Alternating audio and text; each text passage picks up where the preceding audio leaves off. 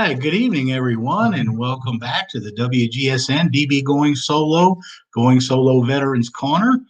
I'm your host, retired Army First Sergeant Paul Holbert, live from Northern Virginia, and it's good to be back. We had a little schedule break there, and I'm now back with CC in the studio, and it's good to be back sharing our veterans' experiences with you again. As you know, we bring veteran guests on from around the country and give them an opportunity to tell their stories and share their experiences with our audience. So we're very appreciative of our guests coming on, and I'll introduce tonight's guest in just a moment. But first, I want to take a moment to thank first our sponsors, Quest Jewelers of Merrifield, Virginia. Visit Pete and Juan Tain at Quest Jewelers, questjewelers.com. Whether you're looking for something special for that special someone, or you'd like to have a custom-made piece, Pete and Juan can make it for you, and you'll see their information there on the screen. You'll also see their advertisement during our break. So again, visit Pete and Juan Tain at Quest Jewelers, and we thank them for our sponsorship of our show. I also want to thank Nationwide IT Services of Fairfax, Virginia. Nationwide IT is a service-disabled veteran-owned and 8A small business with a small business administration. CK Park and his staff of employees provide a variety of professional services, including IT, training support, human resources, strategic management initiatives, and whatever else your business may need. So you can see their information here on the screen, and you'll see their advertisement as well during our mid-break. And again, I want to thank CK Park and his crew from Nationwide IT Services for sponsoring our show as well. So let's meet tonight's guest as we get started. I'd like to introduce Army First Sergeant Kotas Jackson. Kotas started his Army career in June of 1997 as a human resource specialist and has amassed a career of a variety of assignments, including tours in Europe, an assignment as a National Guard liaison for the state of Pittsburgh, and he now currently serves as a first sergeant for the Army Recruiting Battalion in Pittsburgh. He lives in Pittsburgh with his wife of 15 years, Monique. And so, Kotas, I want to thank you for coming on the show tonight. I appreciate you having me. Thank you. Yeah, it's good to see you. I look at the time that you started your career, 1997. And I go, holy cow, I was winding mine up at the time or getting close to it when you first joined. So tell me, how did you end up in the Army? What prompted you into that career?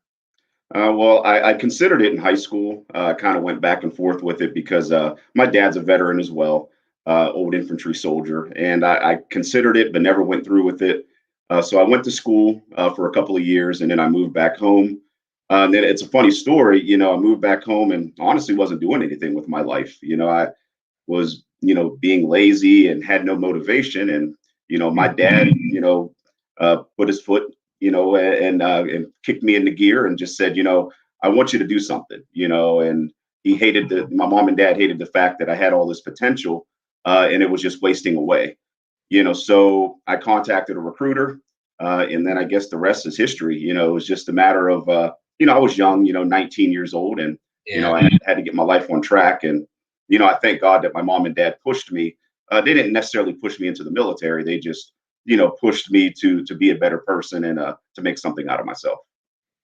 Well, I know, it's kind of funny, like you said, your dad kind of put his foot down. He probably threatened to put it somewhere else too if you didn't get in here. As an old Army infantry soldier, I'm sure he probably gave you that warning, probably. Huh? Well, there were more than warnings. There was some action behind a lot of those warnings too. So, well, you're a prime example of a young person who's still undecided with what they wanted to do with their lives. And, we hear that from a lot of young people that end up in the military, not sure what they want to do. And, you end up going in. I know when I went in, I wasn't sure how long I was going to be in. And there I was 21 years later.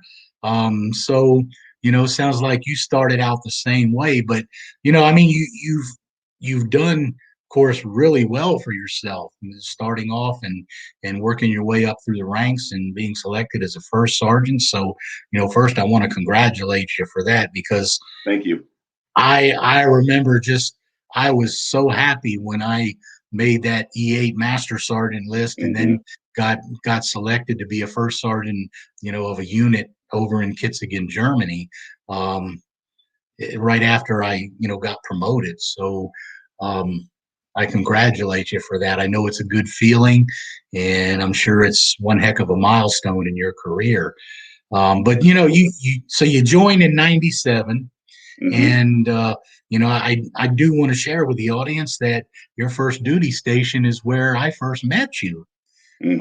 Yep. all those years ago in Kitzingen, Germany. And uh, Kotas and I served in the same brigade S3 operations shop where he was a young soldier. So it's kind of exciting for me now to see him all the way at this point in his career where, I was when I ended mine. So tell us a little bit more about some of your experiences once you went in. Well, obviously, you remember my first duty assignment there in Mhm. Germany. And like you said, when I first went in, I didn't know what I was going to do. I figured, okay, I'll do 4 years and get out. Then obviously you fast forward another, 20, and then I'm still here. Yeah. But after I left Germany, I went to Fort Detrick, Maryland, where I served in the S3 shop there as well, as a battalion in schools NCO, battalion training and schools NCO. Then from there, I actually got to go to Pittsburgh MEPS and work in the operations section there, the processing station in Pittsburgh, which is how I found out about becoming a recruiter for the National Guard. So then I've been recruiting for the National Guard since 2006. Served as a recruiter, served as a MEPS liaison for the Guard there down there at the Pittsburgh MEPS. Also served as an area section chief, and obviously now serving as a company first sergeant. A lot of great experiences. This is a decision that I will never regret as far as coming into the military. In Germany, got to have a lot of great experiences, got to travel and go a lot of places that otherwise I would have never been able to go to. Mhm. Such as Paris and Czech Republic and Amsterdam and stuff like that. So that was nice and definitely a blessing to be able to do. Then when I got back stateside, it was nice because I was able to be close to family because Fort Detrick, Maryland was only 4 hours away from where my family lives. So I've been kind of fortunate to where, the last 19 years or so of my career, I have been within earshot of my family, which is not common in the military. Yeah, definitely not. So, I gotta, I remember when I first enlisted all the way back in 2000, and I left to go to training. And I think when I left finally to go to my training, I can count on one hand over that 21-year period or so that I ever went back home to visit my mother. It's a wow. number of times on one hand. And there were times when I'd go 3 to 4 years at a stretch without being able to make a trip back home. So yeah, Wow. that is unusual to hear you say you Right. were able to get stationed so much around your family. That is very unusual. I mean, I Right. imagine your family really liked that though. Yeah, they did. It was tough for them because my family we're really tight knit. My mother, my father, myself, my sister, and then even my grandparents, aunts, uncles, etc. We're a very tight knit family. We have family reunions every year, multiple family gatherings, and obviously in Germany, I missed a few of those for the first time ever, and it was tough. And then so when I got stationed a lot closer, to be able to have, Thanksgiving with the family every year, Christmas, and, celebrate Independence Day, it was definitely nice, and again, something that's not common for someone who serves in the military. Yeah, I mean, so you've now been in the military since 1997, Hmm. and but I know that you've only been married to your wife Monique for about 15 years. Correct. So, kind of share with us how did that happen, and how is she held up and endured with the military life? Well, it's kind of funny. I guess the whole world will know now. My wife and I met online, and she had a close friend of hers who lived not too far from me. So we met, and we just started dating, and I guess the rest was history. As far as dealing with the military lifestyle, it's been fortunate because she hasn't had to deal with me, deploying or anything like that.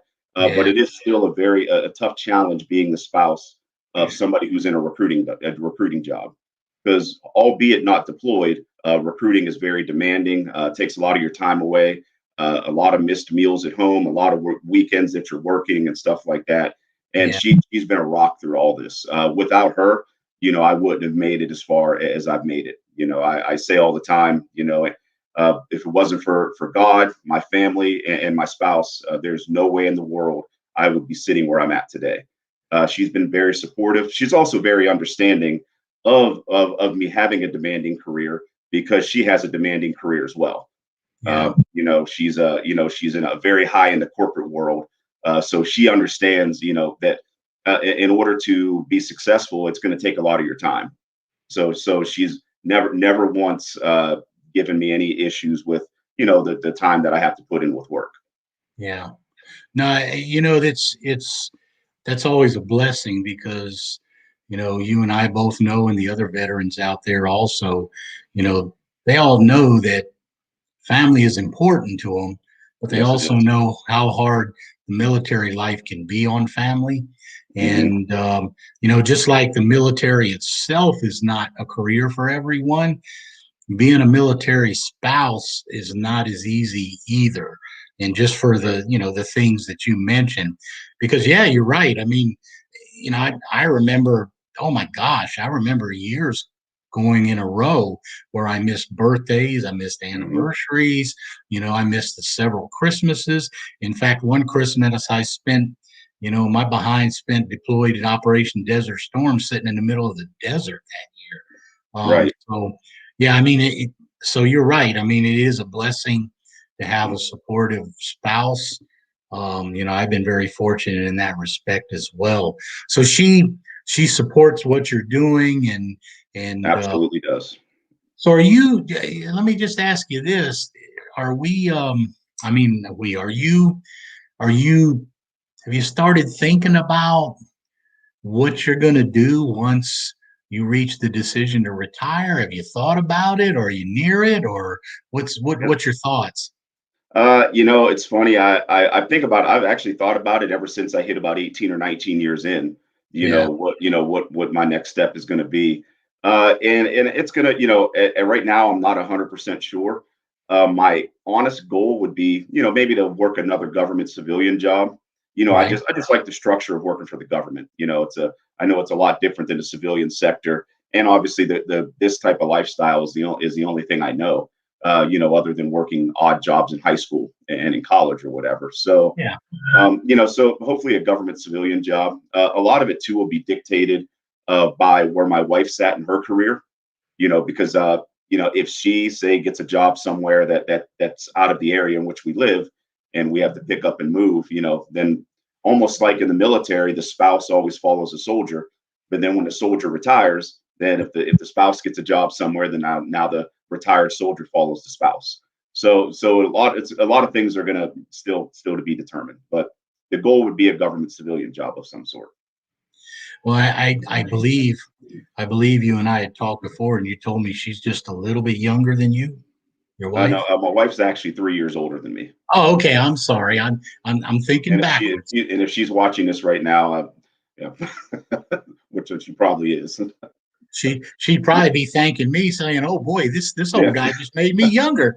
No, yeah, I mean it's actually really good because even though I've retired from the military, I'm in that position you're talking about where I've now been working for the federal government for almost 20 years, and I'm right. approaching my second retirement. But even though that's the case, once I do, I'm going to be kind of been in the wind with my wife because she still has a few more years of her career to finish before she can retire. So Right. I'll be in that same boat where, well, it kind of depends on what she does and where she goes Right. at Exactly. that Exactly. point. Yeah. So you and I have some kind of mirrored paths, so to speak, from your beginning of your career to making first sergeant. And I gotta think that being first of all being an Army recruiter, it's one of those jobs that can be, I'm sure, just as challenging and crazy as being an Army drill sergeant, Right. especially with the hours and the different things Hmm. that go on. But I've always been interested because every soldier, when they sit down, they start talking, they all have some interesting stories to share, whether it's about an assignment, a field Right. exercise, a deployment. So I'm sure you've probably ran into some pretty interesting situations on recruiting duty, and was wondering if you could share one or two of those with us. Just, and of course, we know you don't identify anyone, but Right. just something that you thought was really stood out to you, interesting, or just something that really stood out to you. Right. I can tell. Well, in recruiting, if you recruit for even just 3 or 4 years, you'll have a myriad of stories that you can tell. Yeah. Because you're walking into so many homes, so many different environments, Mhm. dealing with so many different people, different personalities, different backgrounds, etc. There are quite a few that stick out to me, but the ones that do stick out to me the most has been my ability to help people. Mhm. And I honestly feel that's what I was put on this earth to do, is to help others. I know what the military's done for me, and Lord knows I've been very, very fortunate, as far as great leadership, starting in my early stages with folks like yourself, and all the way to this day, with my company commander, battalion commander, etc. Yeah. So I look at it as, my way of giving back and paying it forward. I had a situation where there was a young lady, who wanted to enlist in the military, and no recruiter would talk to her Mhm. because she was a little on the heavier side, and obviously, in the military you have height and weight standards, etc. But I saw something in her that I said, if somebody gives this young lady a chance, she's going to go far. And so I talked to her. I went and met with her and her mother.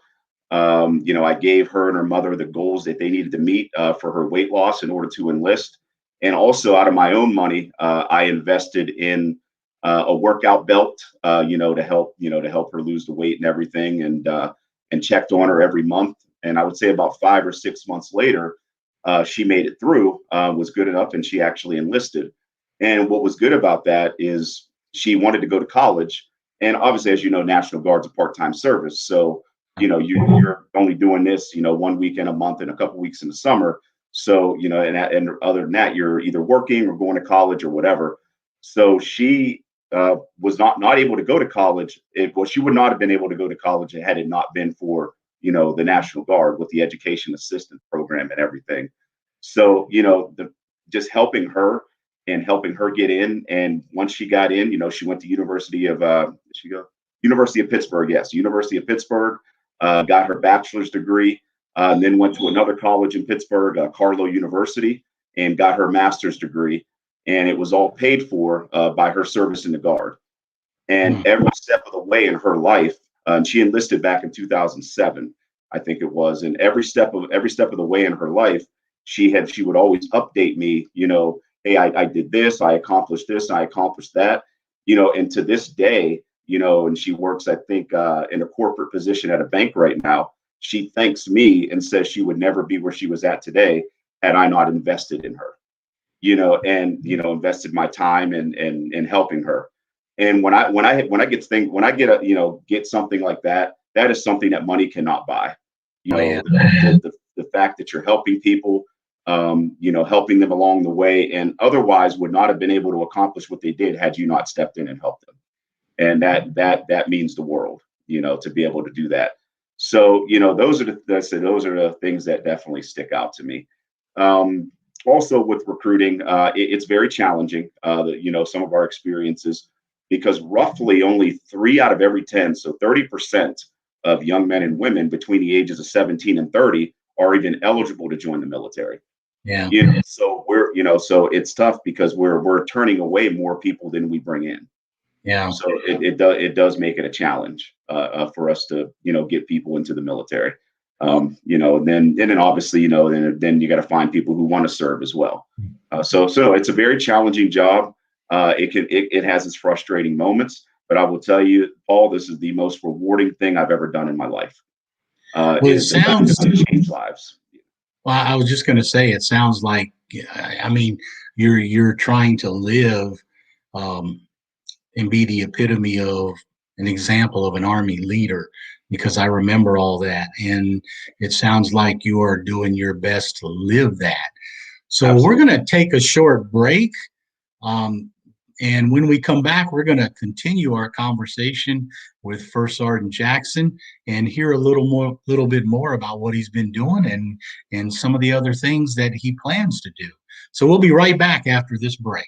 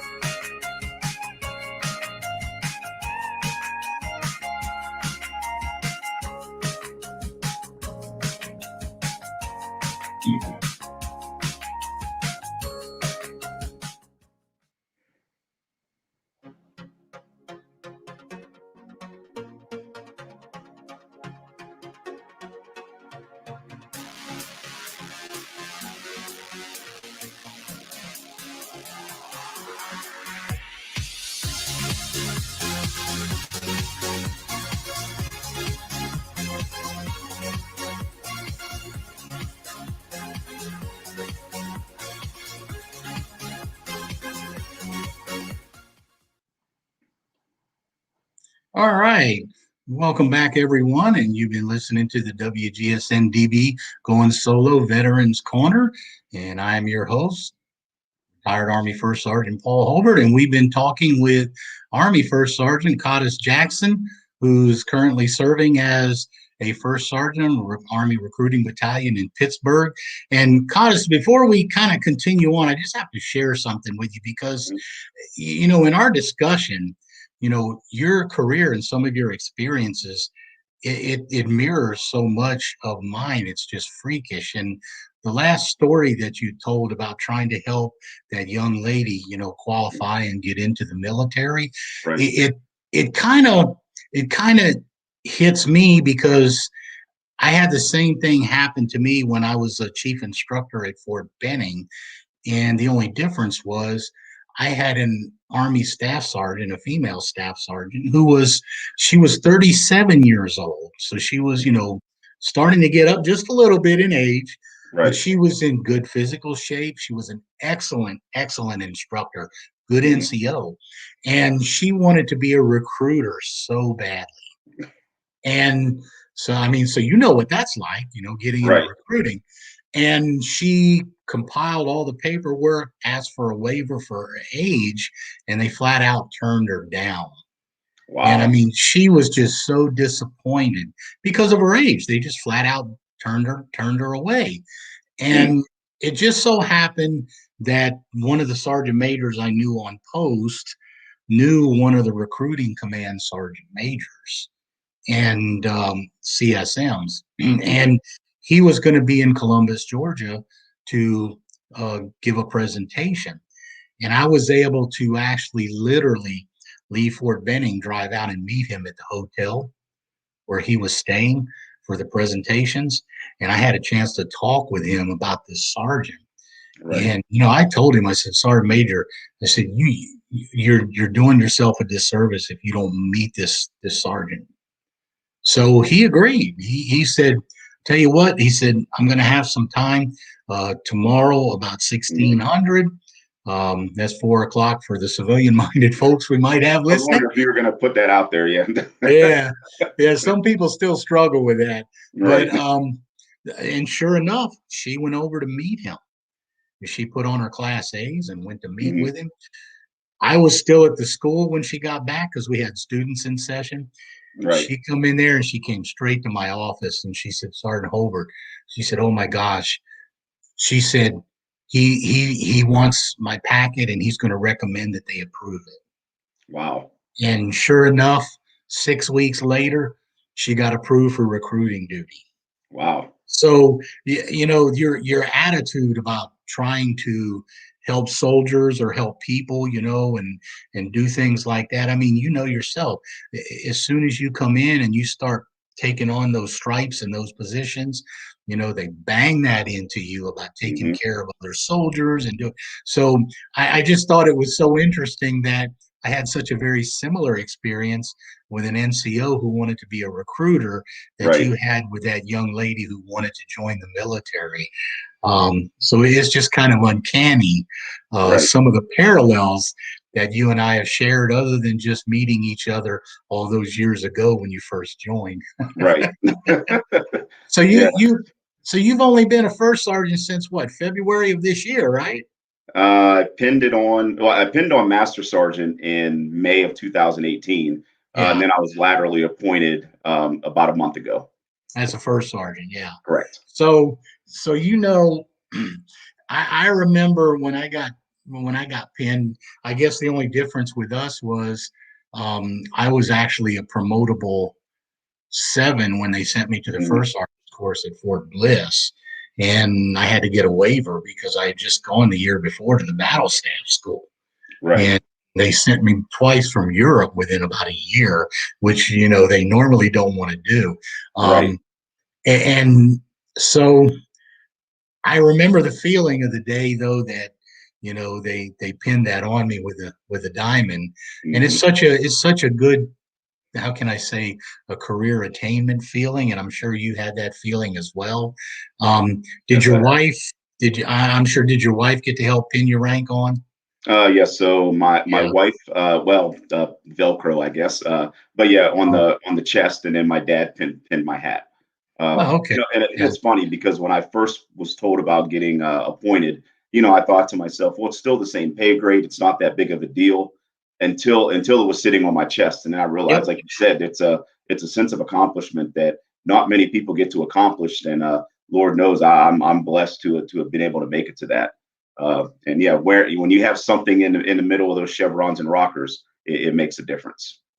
Yeah, you're right, because not only do you feel a sense of accomplishment, but then I know I did, you probably feel the same way. You Mhm. probably feel a really heavy sense of responsibility in that a lot of people look to you to see how you conduct yourself as well. Absolutely, yes. Yeah, I look at it as this is my way to positively affect the military at a greater scale.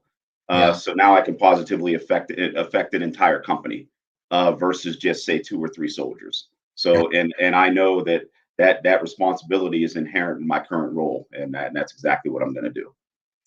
Well, the reason why I asked about you just pinning that on in February is because it, as a first sergeant, I got to tell you, I was a bit of an ornery first sergeant when it came to my soldiers, Right. and I used to see them down in the motor pool doing things and, Hmm. things they shouldn't be doing. And, uh, I would come up with some of the, how can I say, not punishments, but, um, in memory enhancers, let's say.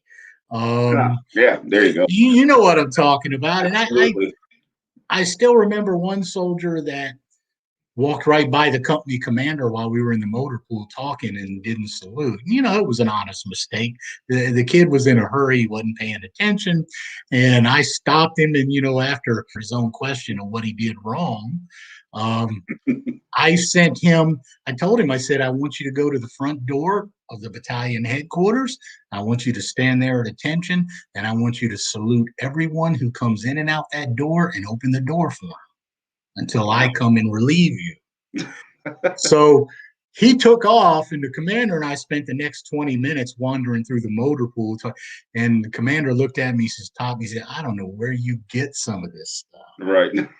But, I went back to the company and went up to the soldier and I said, you won't forget this again, will you? No, first sergeant. No, no, I will, Absolutely not. And so I bring all that up to kind of raise the question. Have you had that opportunity yet? Uh, I mean, not as a first sergeant, not yet. Well, I guess I had one individual I had to correct who missed an orientation that he was supposed to be at, and Yeah, and my goal now, like my first couple months, I want to get around because I don't know the soldiers in my company, so I want to get out there and meet all the because we're geographically dispersed yeah. over half, almost or a third of Pennsylvania. So I want to get out and meet all my soldiers, and yeah, I don't want the first meeting to be you know or that I have to correct them or what have you. But on the same token, just like you did, there is as much compassion as I have for the troops, Yeah, but there is a sense of accountability that has to be enforced. yeah, So I haven't had except for one, and that was just like a 5-minute phone conversation because yeah, his NCOIC handled everything. And his NCOIC actually made him call me and tell me that he missed his orientation. So I think yeah. his NCOIC did more of the ornery, as you call it, thing than I did when I talked to the soldier. Yeah, he did more of the memory installation on it Yeah, he did. than you had to at So this time. Well, I have to tell you, Cottis, as you move forward, I wish you some of the enjoyable times as a first sergeant that I had, both in that respect, but both, of course, in the sense of seeing some of your soldiers' mhm, accomplishments later on in their careers and things like that. It's just like I'm so, as crazy as this and as cheesy as this sounds, I'm so proud of where you've been able to come, having met you so many years ago, and right. seeing how far you've come in your career at this point. So, I think it's definitely a credit to you and an accomplishment, that you can be proud of. So, I think you have a lot to be proud of. Well, I will tell you this, though. Some of it started, a lot of it started with you. And I actually have something I'm going to show you, and I hope it shows well on this camera. Because my little I Love Me book, I have every award I've ever gotten, Yeah. also any letter of recommendation I've ever received. And when I was stationed in Germany, due to my time and grade, I was unable to attend the sergeant board. Yeah. So you wrote me this letter, and that is your name at the bottom. Oh my gosh. Yeah, I did. You wrote that letter recommending that my new unit in Fort Detrick, Maryland, send me to the E5 board immediately. And Wow. probably 6 months or so after I got there, I went to the E5 board, and a lot of it was based off of that recommendation. My company first sergeant at the time, First Sergeant McCleary, he said, I see this letter you got from your former NCOIC. Let's see what you're made of. And so that was the first push to where, okay, this young man needs to be an NCO. That letter you wrote. Oh, well, Yeah. that's good. I'm always glad that I could help someone else, help another soldier, a fellow NCO. So, I appreciate that. It's always good to know that, I was able to help try to make an impact where I could, because as I said, you're well aware that's what the Army teaches us. And when Right. you have good Absolutely. people and good soldiers to take care of, that's your responsibility. And I'm Hmm. sure that you'll continue to do well in that. So now that you're in that position, um, you haven't really thought too much about retirement yet, but I know you got to have some things that you like to do when you're not working. And I know you had mentioned that you and your wife like to do a little traveling. So where are some of the places you like to go? Well, our traveling addiction, if you will, came when we got married in Jamaica in May of 2006, and ever since then we I guess for lack of a better term became Caribbean junkies. So we've gone to the Yeah, Caribbean. We go to the Caribbean a lot of times. A couple times a year. Been to Jamaica, been to Aruba, been to the Bahamas, the Dominican Republic, yep. been to Turks and Caicos. Been all Mm, kinds of places in the United States, obviously. Up and down the Florida coast, etc. yeah. Been to Cancun a few times. My wife has been pressuring Hawaii. I don't want to Oh, sit on a plane for that long, so we'll see. But she'll probably yeah. win that battle because we know how that goes. So but no, we've been quite a few places. We do a lot of local traveling as well. Yeah. Like rent cabins in the woods, do that kind of thing. And yeah, we just like to enjoy life. We both work very hard, so we like to have some fruits of our labor, and have a nice balance with that. Yeah, I mean, and that is so important. It's kind of funny again, see, because here we are, you're talking about the Caribbean and the beach. Hmm. That's my wife and I to a T. I mean, Right. we've been to Aruba, Puerto Rico, the Dominican, Hmm. um, and we love the Caribbean as well. And I would venture to say you're talking about a long flight to Hawaii. I think the longest one, we took two pretty long trips. One was to China for 2 weeks, Okay. and the other one was to um, Tahiti and Bora Bora. Um, No, if she's watching this, she's already looking at Travelocity. well, I have to tell you in front of your wife, if she's watching, that is a vacation of a lifetime. And if you love you love the tropical beaches, I got to tell you, French Polynesia is just incredible. So I will tell Monique, yeah, go ahead and look it up and make sure you drag Kotas there one day before Haven't seen you in 21 years, and you're spending my money. See, look. hey, somebody's got to help, right? Right. But no, it's great that you're reaching that balance, and I know you also talked a little bit about enjoying sports in your spare time. Yes, avid sports fan. Football Steelers fan. Obviously, Yeah, living in Pittsburgh. Big college basketball fan. So right now is my favorite time of ah, year. yeah, This is where I completely shut down from almost everything around me and watch the tournament. So yeah, big into sports. Yeah, absolutely. And yeah, my yeah. So wife what is? loves it. And 12 I was hours going to a day say, watching. Yeah. how does Monique feel about you shutting down in front of the TV? Well, that's why I have a man cave in the basement. So I go down there and Ah, I set up a couple of TVs, and yeah, she knows to let me have my couple days there. that's your time, right? Right. With the what is it, the varied assortment of chicken wings and snacks and and Absolutely. Yep. and beer and all that other kind of stuff. And might Yeah, have a couple that's of those too. Yes. yeah, maybe so. No, I mean, I got to tell you, in all seriousness, I think at this point, it's wonderful to talk with you and see, what you've done and what you've been able to accomplish, and what you're, just to listen to how you view your position as a first sergeant in that recruiting battalion. Because, I mean, and you're right. It's an important position, and I think, I just think you have the best attitude going into it, I where I appreciate think you're really going to do well. So, Cottis, before we go, um, of course, somebody come up and says, "Yeah, she's definitely watching." that. Oh, that is either my father-in-law or my brother-in-law. Okay. Just Yeah. looking So at the name. Yeah. yeah, so they're watching the show, and she said, "Yeah, she's definitely watching you." But no, I was going to say, before we go, I usually will ask my guests, especially, since they're veterans, with the experience they've had, if there was something, a thought that you could share with either the other veterans out there or just our audience in general, if there was one thought that you would like to share, what would it be? I would say for the younger veterans, remember the older veterans that paved the way for you. There are a lot of servicemen and women that have put on this uniform to make the military what it is today. So be appreciative of those older veterans. So if you see if you see a man with an older gentleman with a Vietnam hat on, and you're in uniform, and that gentleman wants to talk to you, lend him your ear, because if it wasn't for his service, you may not be serving right now. Yeah. And then for the older veterans, hey, tell your story. You deserve to tell your story. You are the forefront of what this country has been made upon, and you should be proud of what you've done. And us younger folks that are following their footsteps should be proud and very grateful for them.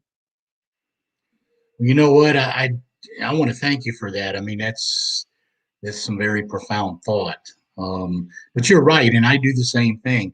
When I see some of the older veterans, my wife would tell you, I see them sometimes here in DC and around our community, and I always have to stop and go talk to them. Always have to. And so I think you're right about that. We owe it to them to talk to them and to thank them. And it's just like, I want to thank you for being on the show tonight. I No, want to thank appreciate you you having me. for, yeah, I mean, I want to thank you for your dedication to what you're doing in your career and the dedication it sounds like you have to your soldiers. So again, I want to thank you for coming on. And, I plan to be talking with you again little on in the future. Oh, absolutely. Yeah, we'll definitely not let another 21 years go by now that you have my contact number and I have yours. And again, when I was a young soldier in Germany, kind of lost you, Sergeant Major Washington. We talked about that yesterday. A few other folks. I just thank you for the guidance and mentorship that you've given me that has helped mold who I am today. Well, thank you, Kotas. And again, thank you for being on the show. All right. Thank you, sir. All right. And for those of you out there in the audience listening, especially for our veterans, I want to remind you that there are services available. And of course, tonight we have the link up there, Assistance for Veteran Family Members. So if you go to www.va.gov, you're going to find a link there that's going to take you through a number of benefits for for family members of veterans. Because we're always talking about benefits for veterans, and sometimes we forget about their family members. So they have benefits for spouses, survivors, caregivers of wounded and injured veterans, and all kinds of resources like that available for those people who are family members of both present and past veterans. So take an opportunity to take a look and see what kind of things are out there for you. So I want to thank you for listening to the WGSN-DB Going Solo and the Going Solo Veterans Corner. And I want to thank our guest tonight, Army First Sergeant Kotas Jackson. And I want to thank all of you other veterans out there for your service. And we hope that you will continue to live your best life. I want to invite you to visit the WGSN-DB Going Solo Media Network for all of our shows. And with that, I will say good night, and I will see you on the next show.